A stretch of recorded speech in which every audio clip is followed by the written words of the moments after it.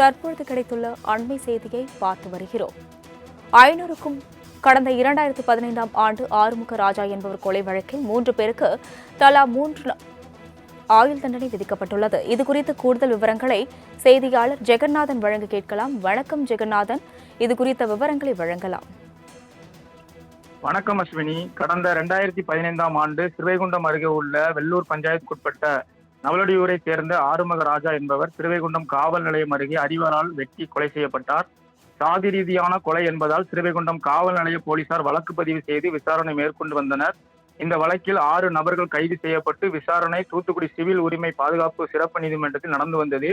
இதில் துரைமுத்து என்பவர் உயிரிழந்த நிலையில் இசைக்குமுத்து, தளவாய், சிவாய் என்ற சிவராமலிங்கம் ஆகிய 3 பேருக்கும் தலா 3 ஆயுள் தண்டனை, தலா ரூபாய் 13,000 அபராதமும், காசி என்பவருக்கு இரட்டை ஆயுள் தண்டனையும் 7,000 ரூபாய் அபராதமும், கொலை முயற்சி வழக்கில் சம்பந்தப்பட்ட கண்ணன் என்பவருக்கு 5 ஆண்டுகள் கடுங்காவல் சிறை தண்டனையும் 12,000 ரூபாய் அபராதமும் விதித்து நேற்றைய தினம் தீர்ப்பு வழங்கப்பட்டது. இந்த நிலையில் திருவைகுண்டம் அருகே உள்ள வெள்ளூர் பஞ்சாயத்துக்குட்பட்ட நவலடியூரில் கொலை செய்யப்பட்ட ஆறுமுக ராஜாவின் உறவினர்கள் சுமார் 5 ஏக்கரில் வாழை விவசாயம் செய்து வருகின்றனர்.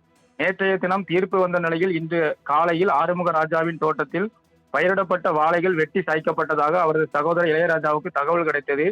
இதையடுத்து சம்பவ இடத்துக்கு சென்று பார்த்தபோது சுமார் 500க்கும் மேற்பட்ட வாழைகள் வெட்டி சாய்க்கப்பட்டது தெரிய வந்தது.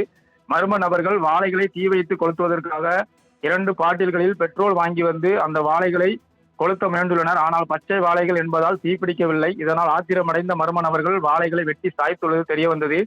இந்த நிலையில் நேற்றைய தினம் தீர்ப்பு வந்ததை அடுத்து குற்றவாளியின் உறவினர்கள் இந்த செயலில் ஈடுபட்டதாக கொலை செய்யப்பட்ட ஆறுமுக ராஜாவின் சகோதரர் இளையராஜா சிறுவைகுண்டம் காவல் நிலையத்தில் புகார் அளித்துள்ளார்.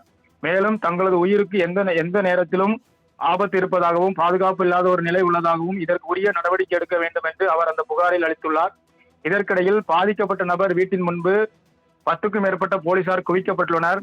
சிறுவைகுண்டம் அருகே கொலை சம்பவத்துக்கு தீர்ப்பு வந்த ஆத்திரத்தில் 500க்கும் மேற்பட்ட வாழை மரங்கள் வெட்டி சாய்க்கப்பட்ட சம்பவம் அப்பகுதியில் பெரும் பரபரப்பை ஏற்படுத்தியுள்ளது. அஸ்வினி. ஜெகநாதன், விவரங்களுக்கு நன்றி.